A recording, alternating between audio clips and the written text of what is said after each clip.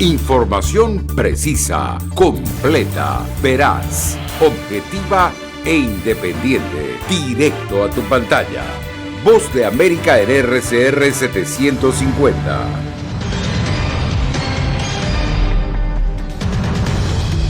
Estados Unidos registra una caída del 50% en el cruce irregular de migrantes en la frontera con México. Así lo asegura el secretario de Seguridad Nacional. A Houston llegan más buses con migrantes buscando asistencia. Pero muy difícil. Nos ha tocado dormir en la calle, pedir. Hablamos con el embajador de Colombia en Estados Unidos sobre cómo funcionarán los centros regionales para el procesamiento de migrantes. Y los testigos y sobrevivientes del arrollamiento múltiple en Brownsville, Texas, podrían lograr estatus legal.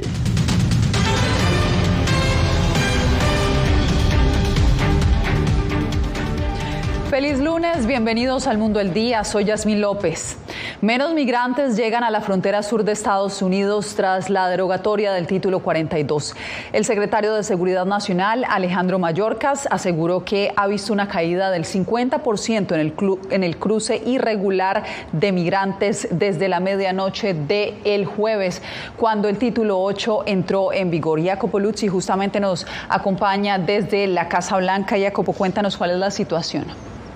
Bueno, Yasmín, la alerta se mantiene alta entre los funcionarios, pero por ahora, mirando las cifras, la patrulla fronteriza contabiliza 6.300 individuos que cruzaron la frontera el pasado viernes y otros 4.200 el sábado. No tenemos aún las cifras oficiales del domingo y de este lunes, pero la tendencia está a la baja en comparación con más de 10.000 migrantes interceptados cada día poco antes de la expiración del Título 42. Los agentes de la patrulla fronteriza de Estados Unidos han visto una caída del 50% en la cantidad de migrantes que cruzan la frontera desde que la política de inmigración de la era pandémica, conocida como Título 42, expiró a la medianoche del jueves. Las autoridades, utilizando ahora el Título 8, ya expulsaron a miles de personas, frente a un escenario que el presidente Biden definió como tranquilo, a diferencia de lo que él había previsto el miércoles pasado. Mucho mejor de lo que todos esperaban. El secretario Alejandro Mayorkas enfatizó que la expansión de las vías legales bajo el presidente Joe Biden no tiene precedentes. Lo que establece nuestra regla es que un individuo debe acceder a las vías legales que hemos puesto a su disposición. Si no lo han hecho, entonces deben haber buscado alivio en uno de los países por los que han viajado y se les ha negado. Y si tampoco lo han hecho, no es una prohibición de asilo, pero tienen un umbral de prueba más alto que tienen que cumplir. Los republicanos, por su parte, no creen que las nuevas políticas puedan funcionar y sostienen que nuevas caravanas de migrantes son inminentes. Los últimos 2 años y medio hablan por sí solos. Tuvimos 5 millones de personas que ingresaron ilegalmente a este país, 1,5 fugas. Es insostenible. Las autoridades estadounidenses admiten que aún podría materializarse una oleada de inmigrantes indocumentados en los próximos días, incluso cuando las prohibiciones de 5 años y el enjuiciamiento penal están ahora en las cartas para aquellos que buscan desafiar la ley.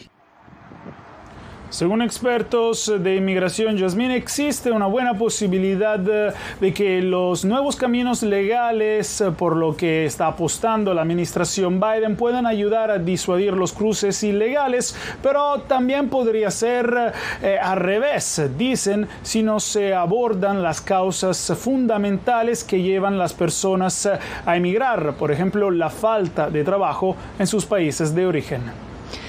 Gracias, Jacopo. Y Naciones Unidas desaprobó las recientes restricciones en la frontera sur estadounidense. La agencia instó a los gobiernos de la región a cooperar ante la crisis migratoria que atraviesa el continente americano. Ángela González justamente se encuentra en la ONU. Ángela, cuéntanos qué propone entonces el organismo.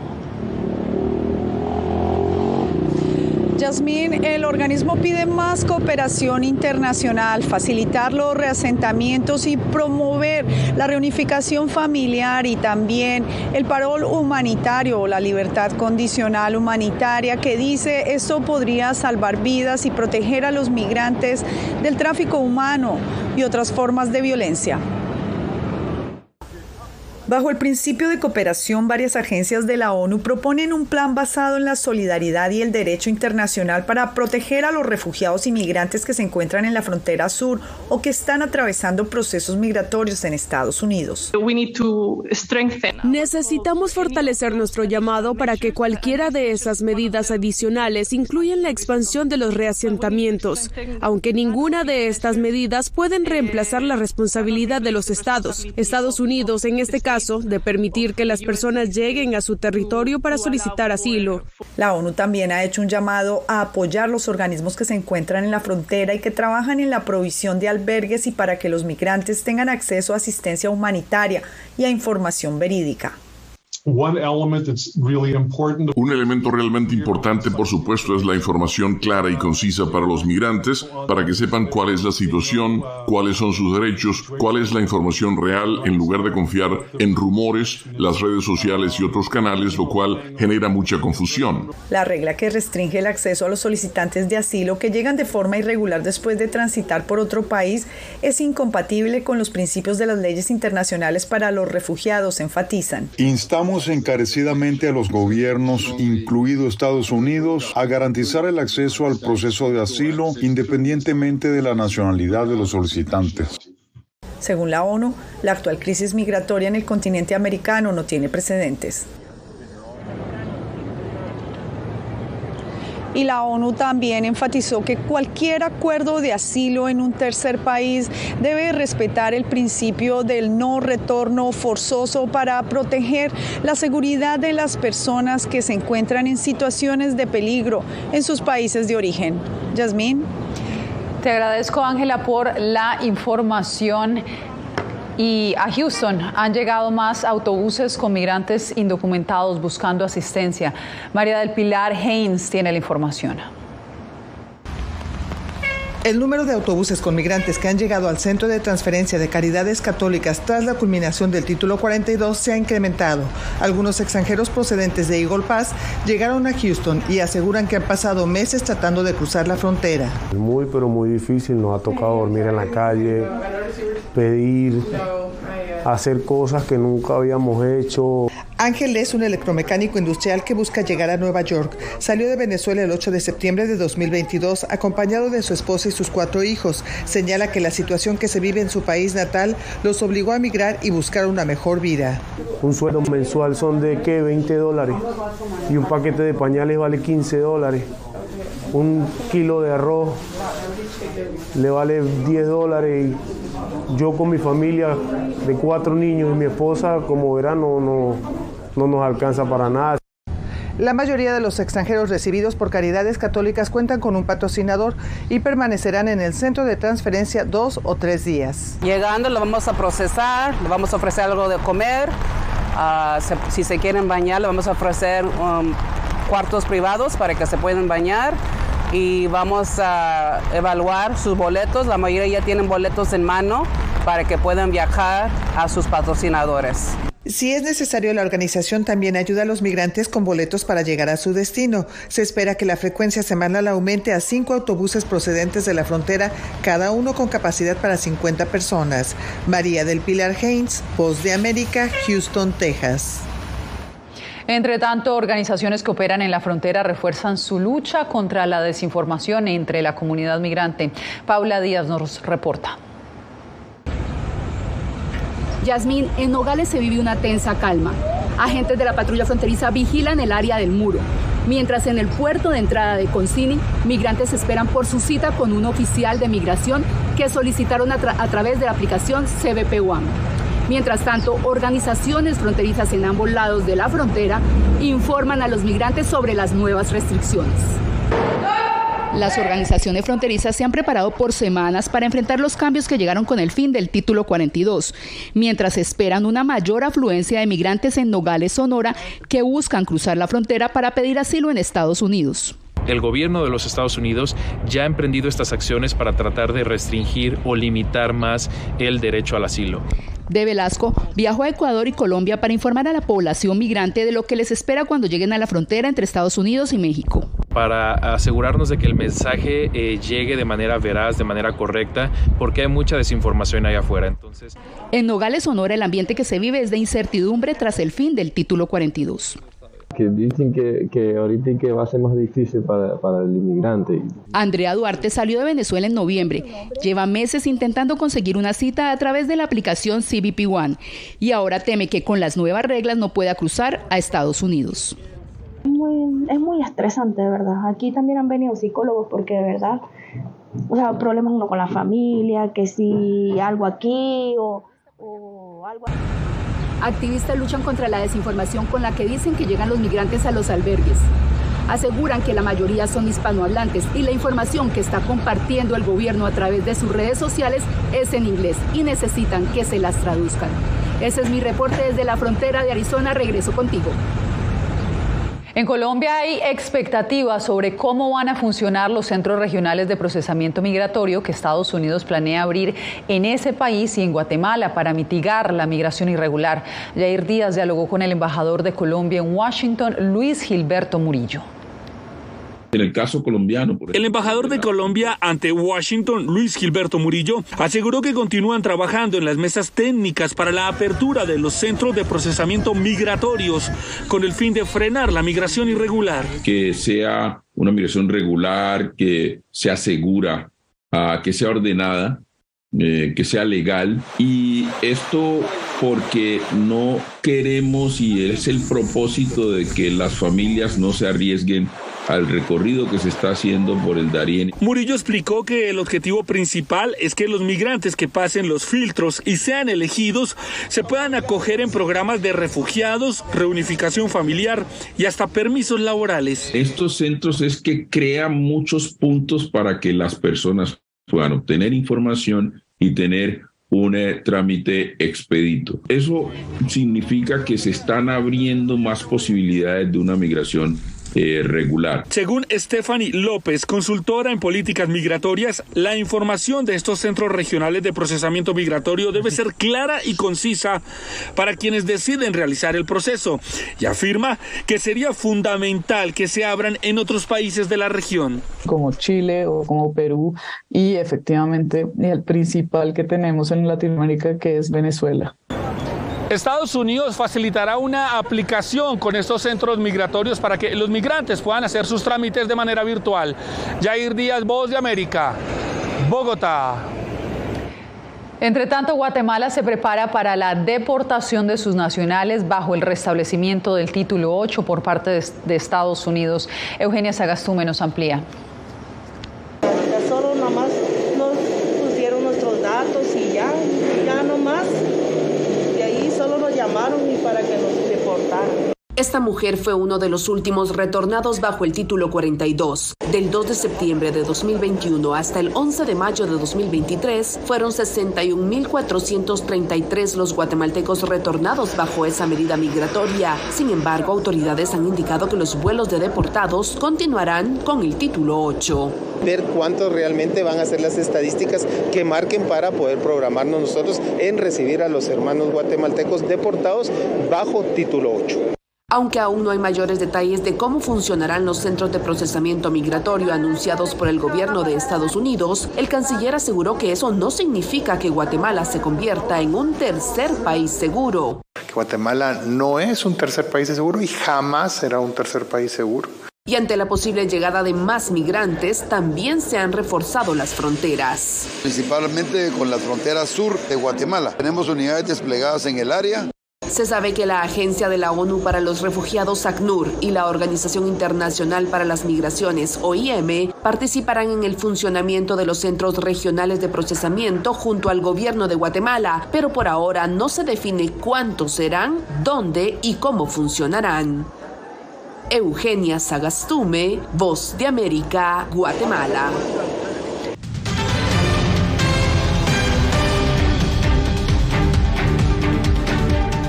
El trágico incidente registrado hace una semana en Brownsville, en el que 18 personas fueron arrolladas, podría otorgar un estatus legal a los sobrevivientes y a los testigos. Laura Sepúlveda tiene los detalles, pero advertimos que el siguiente reporte incluye imágenes que podrían ser perturbadoras.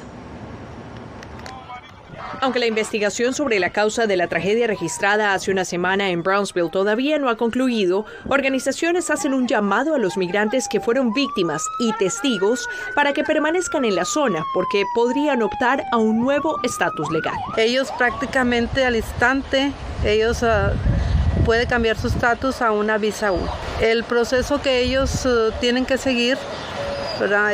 Tiene que ser certificado por el fiscal del condado, quien apoya a las víctimas en eso, y ellos certifican para que ellos puedan cambiar su estatus. Este tipo de visa ha sido reservada para las víctimas de abuso físico o mental o testigos de algunos crímenes ocurridos en territorio estadounidense y cuyo testimonio sea útil para las autoridades durante alguna investigación. Estados Unidos creó esta visa porque quiere que las personas indocumentadas que son víctimas de delitos ayuden a las fuerzas del orden público a resolver esos delitos.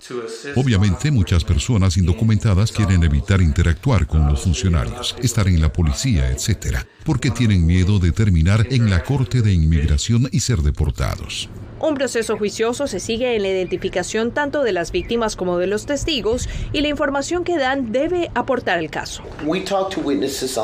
Hablamos con testigos en la escena y los detectives fueron a los hospitales y hablaron con las personas que resultaron heridas. Todas las demás declaraciones se están tomando, pero no están entrando en la investigación porque están diciendo exactamente lo mismo que los testigos que ya estaban allí. Figura que debe siempre partir de la verdad. La Agencia de Inmigración y Aduanas de Estados Unidos destaca que en el mejor de los casos, proporcionar información falsa en la solicitud o presentar un documento falsificado ocasionará que el funcionario consular le niegue la visa. Además, podría quedar vetado de este beneficio de por vida. Laura Sepúlveda, Voz de América, Texas. Turquía celebrará una segunda vuelta electoral en 2 semanas después de que ni el actual presidente Tayyip Erdogan ni su principal rival Kemal Kılıçdaroğlu obtuviera una mayoría absoluta en las elecciones de este domingo. Los resultados reflejan la profunda polarización que vive ese país tras las 2 décadas de Erdogan en el poder. Según especialistas, esta elección repercutirá más allá de Turquía y podría sacudir los mercados.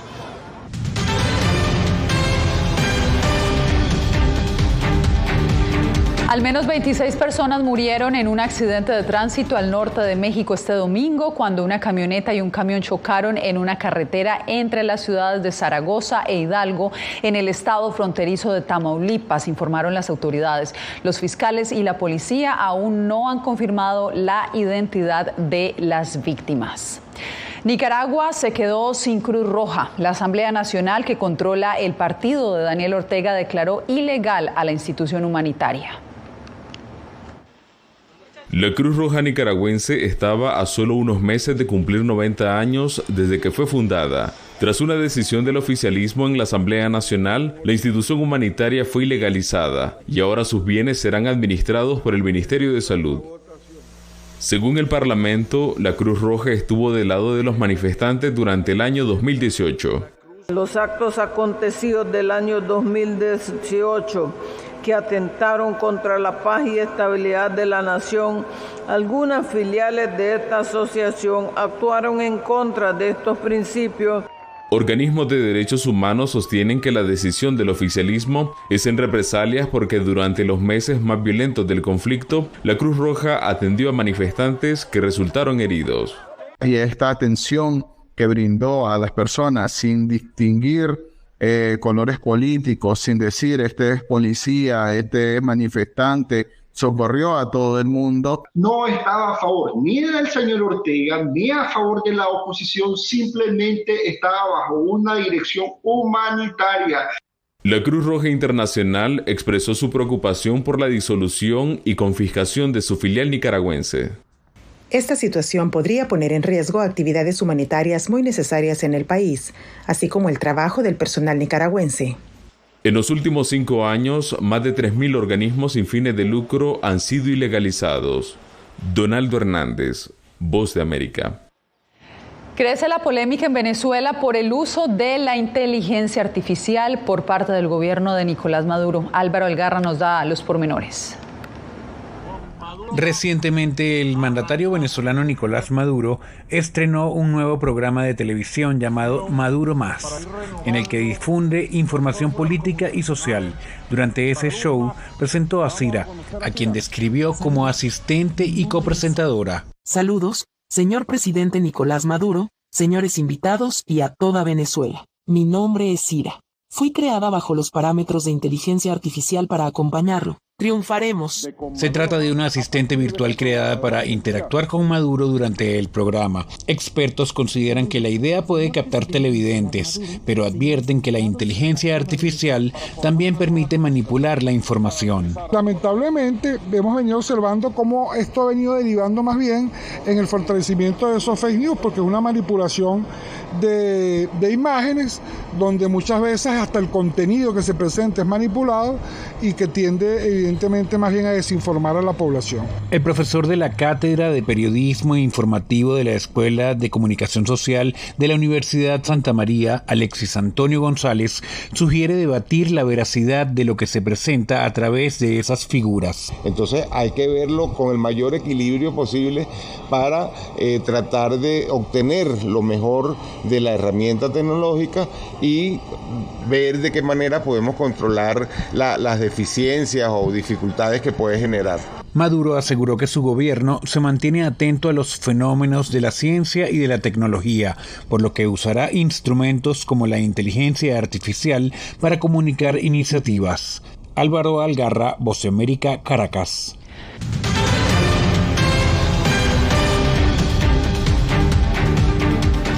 El experimentado pintor Roberto Gutiérrez habló con Verónica Villafañe sobre su más reciente exhibición, Un Día de Trabajo, donde le rinde tributo a los trabajadores latinos. Con colores vibrantes, Roberto Gutiérrez crea imágenes de paisajes urbanos y la gente del este de Los Ángeles, donde creció, marcadas por sus vivencias y recuerdos. Pintar, dice, lo hipnotiza. Estoy en otro planeta. A sus 80 años, tiene una robusta colección de obras que han recorrido numerosas galerías. Aunque algunas están influenciadas por sus artistas favoritos, Modigliani y Van Gogh, así define su arte. Es un autorretrato de Roberto Gutiérrez, el pintor y el humano. Y en el que vuelca el corazón y dedicación, señala la historiadora de arte Susana Bautista. Roberto Gutiérrez, como artista, es un gran observador. Eso sobresale en su más reciente exhibición Un Día de Trabajo, donde destaca la labor de trabajadores latinos. Roberto los eleva a obras de arte para que todos los apreciamos y honremos.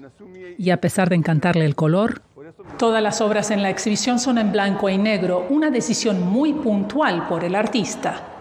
Porque en blanco y negro solamente quería que la gente poniera atención de los obreros que están trabajando, que también haciendo la lucha y nosotros no le hacemos nada de caso.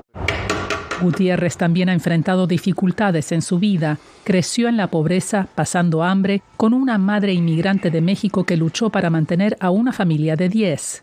Y eso se quedó conmigo. Experiencias que han dejado huellas en sus lienzos. Verónica Villafañe, Voz de América, Los Ángeles. Como un verdadero Superman.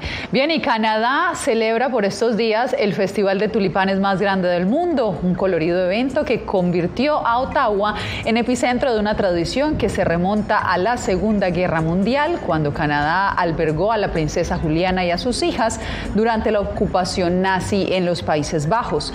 En agradecimiento, la familia real holandesa envió 100 bulbos de tulipanes.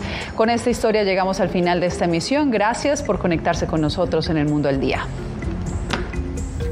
Radio Caracas Radio presentó Voz de América.